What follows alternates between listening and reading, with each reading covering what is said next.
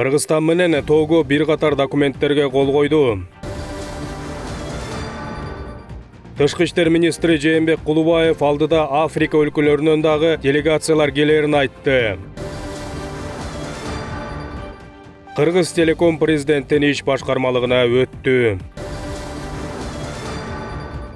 Ынтымак ордодо президент Садыр Жапаров менен Того Республикасынын министрлер кеңешинин төрагасы Фор Эсазимна Гнасингбенин кеңири курамдагы жолугушуусу өттү. Ага эки тараптын делегациялары катышты. Жолугушуунун жүрүшүндө эки өлкө өз ара ар тараптуу кызматташтыкты чыңдоого басым жасады. Алар географиялык жактан алыс жайгашканына карабастан, эл аралык деңгээлде глобалдык маселелер боюнча бирдей позицияны карманышат. Кыргызстан экологиялык жактан таза айыл чарбасы боюнча тажрыйбага ээ болсо, Тогонун тропикалык айыл чарба өсүмдүктөрүн өстүрүүдө бай тажрыйбасы бар. Анын негизинде билим берүү, студенттерди алмашуу, маданий алмашууларды жүргүзүү пландалууда. Өлкөлөрдүн бири-бирине экспорттоо багытында да мүмкүнчүлүктөрү бар. Алар туризм тармагында да окшоштуктарга ээ. Кыргызстан туризм, экотуризмди өнүктүрүп жатса, Того Африка маданияты жаратылышы менен дүйнөнү кызыктырып келет. Өз учурунда өлкө башчы Садыр Жапаров эки тараптуу кызматташуунун маанилүүлүгүнө токтолду. Кыргызстан менен Тогонун ортосундагы дипломатиялык мамилелер 2015-жылы түзүлгөн. Андан бери бизде активдүү байланыштар болгон эмес экен. Кыргызда эр достугу эгиз, эл достугу деңиз деген бабаларыбыздын накыл сөзү бар. Биз эки элдин ынтымагын бекемдөөгө чечкиндүү кадамдарды таштоого даярбыз деп белгиледи мамлекет башчы.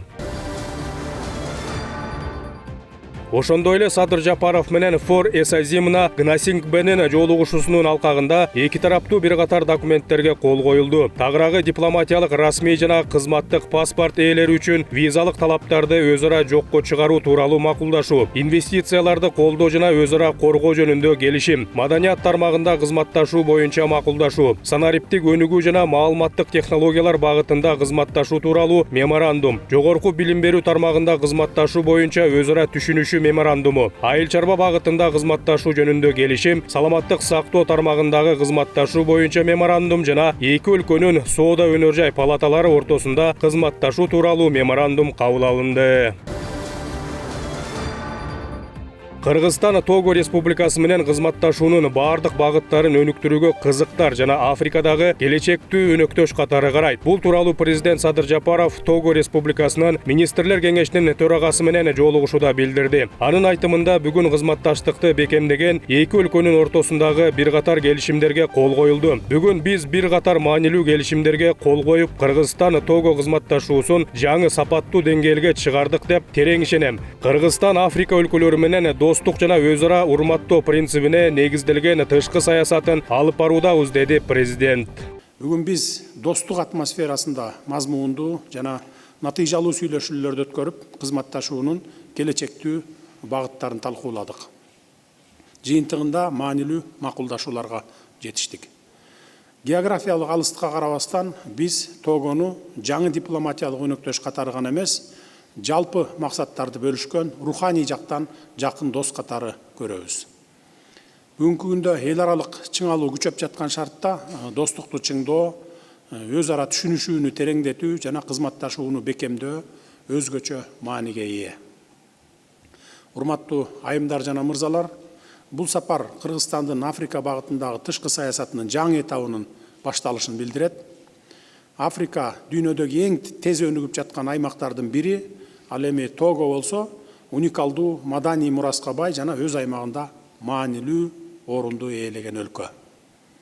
Ошондуктан бул келечектүү аймак менен туруктуу жана конструктивдүү саясий диалогду түзүүгө, улантууга биз кызыктарбыз. Өткөн жылы биз Эфиопияда Кыргыз Республикасынын элчилигин ачканбыз, ал эми жакын арада Мисирде дагы элчилик ачабыз. Кыргызстан өз кезегинде 2021-жылдан бери экономикалык өсүш боюнча жогорку көрсөткүчтөргө жетишип келебиз. Ошентип акыркы жылдардагы экономикалык өзгөрүүлөр өлкөлөрүбүздү бириктирип турат. Кыргызстандын мүмкүнчүлүктөрүн эске алуу менен сүйлөшүүлөрдүн алкагында энергетика, санариптик өнүгүү, билим берүү, финансы жана маданият жааттарында бир нече сунуштар болду. Ошондой эле эки өлкөнүн келишим укуктук базасын түзүү үчүн биз бир катар маанилүү келишимдерге кол койдук. Бүгүн кол коюлган келишимдер эки өлкөнүн келечектеги кызматташтыгына негиз түзөт. Бул тууралуу Того Республикасынын министрлер кеңешинин төрагасы Фор Эсазимна Гнасингбе жолугушуу учурунда билдирди. Анын айтымында Кыргызстан географиялык жактан алыс жайгашкандыгына карабастан эки өлкөнүн артыкчылыктары окшош. Бул сапар эки өлкө ортосундагы мамилелерде жаңы этапты белгилейт жана Того өз ара пайдалуу жана бекем өнөктөштүккө кызыктар. Бүгүн биз кол коюлган келишимдер эки өлкө ортосундагы мамилелердин келечектеги өнүгүүсүнө негиз түзгөн маанилүү тармактарды камтыйт. Бул келишимдер чек эмес, биз үчүн бул башталышы гана. Эми биздин милдетибиз аларды тутумдуу жана ырааттуу түрдө ишке ашыруу, деди Тогонун өкмөт башчысы. Белгилей кетсек, күн мурун Тогонун министрлер кеңешинин төрагасы Фор Эсазимна Гнасингбе расмий сапар менен Кыргызстанга келген. Бул Того лидеринин Кыргызстанга жасаган алгачкы расмий сапары болуп саналат. Африка Кыргызстан үчүн артыкчылыктуу багыт. Биз алар менен эл аралык уюмдардын шартында бири-бирибизди колдоого алып келебиз. Бул тууралуу Кыргызстан менен Того өлкөлөрүнүн жолугушуусунда Тышкы иштер министри Жээнбек Кулубаев билдирди. Анын айтымында Африка өлкөлөрү менен кызматташууга мезгил келди. Март айында расмий иш сапар менен Гана өлкөсүнүн Тышкы иштер министри келип кетти. Бүгүн Того өлкөсүнүн өкмөт башчысы келип отурат. Эми май айында Африка өлкөлөрүнөн дагы бир катар делегациялардын келиши күтүлүүдө. Африка биз үчүн артыкчылыктуу багыт болуп саналат. Биз алар менен эл аралык уюмдардын шартында бири-бирибизди колдоого алып келебиз. Эң башкысы дүйнөдөгү жаңжалдар жана каатчылык шартында аталган өлкөлөр менен кызматташуу жана диверсификация абдан маанилүү деп эсептейбиз. Андыктан биз кызматташтыкты улантабыз, деди министр. Кыргыз Телеком ачык акционердик коому президенттин иш башкармалыгынын карамагына өткөрүлдү. Тиешелүү токтомду министрлер кабинети кабыл алды. Буга чейин компаниянын 78% акциясы санариптик өнүктүрүү министрлигине таандык болчу. Кыргыз Телекомдун уставдык капиталы 1,3 миллиард сомду түзөт. Ал эми компанияда 2200гө жакын кызматкер иштейт. Айта кетсек, президенттин иш башкармалыгынын карамагына туризм, кыймылсыз мүлк, байланыш жана башка тармактарда иш алып барган бир катар мамлекеттик ишканалар да алынган.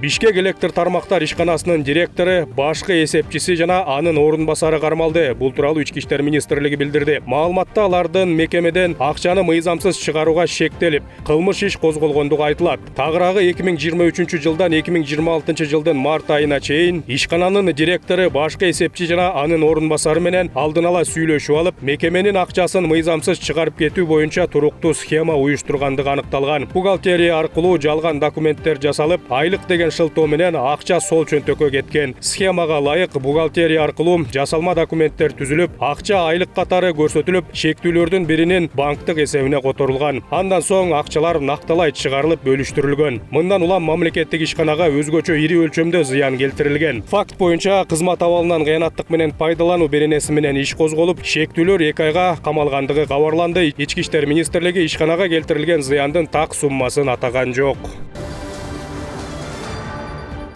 Милиция кызматкери кесиптештери тарабынан харассментке кабылганын айтып, омбудсменге кайрылды. Бул тууралуу Акыйкатчы институту билдирди. Маалымдалгандай, ал кесиптештери тарабынан психологиялык, моралдык басымга кабылып, сексуалдык асылууга туш болгонун айткан. Ошондой эле жетекчиликке кайрылгандан кийин да чара көрүлбөй, тескерисинче басым күчөгөндүгүн билдирген. Милициянын старшинасы өзү иштеген жогорку окуу жайдын кароолчуларынын үстүнөн да даттанган. Университеттин кароолчулары бойдок экенимди билип, ар ким менен тааныштырууга аракет кылышчу. Тааныштарын алып келген учурлары дагы болду. Адепсиз видеолорду атайын үнүн чыгарып көрүшчү деген жабырлануучу. Бул боюнча Акыйкатчы институту Ош шаардык прокуратурасына текшерүү жүргүзүү өтүнүчү менен кайрылган. Ички иликтөөнүн жыйынтыгында командирге сөгүш жарыяланган. Ал эми 2 күзөтчүгө карата тартиптик чара көрүлгөн.